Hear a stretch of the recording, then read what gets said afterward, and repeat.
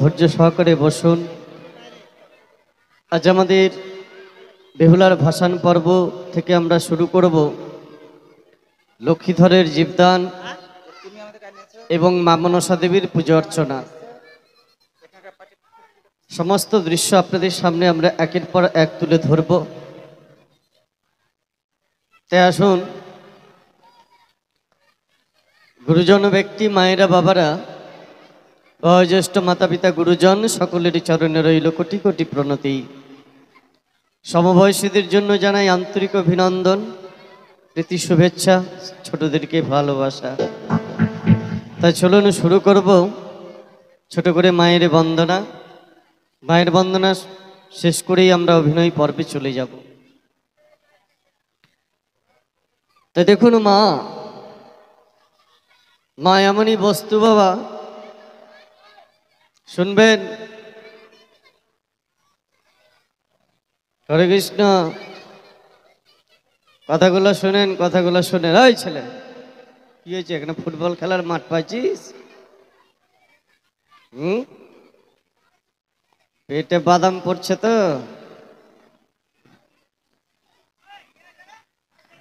তো মা কি জিনিস শুনে নেবেন। মায়ের কোনো জাত হয় না বাবা।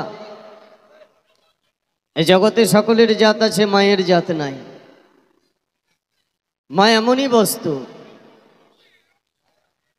সমস্ত নাম আপনি করবেন, মুখে যতই বলুন না কেন, মা ডাকলে কিন্তু শান্তি আসে।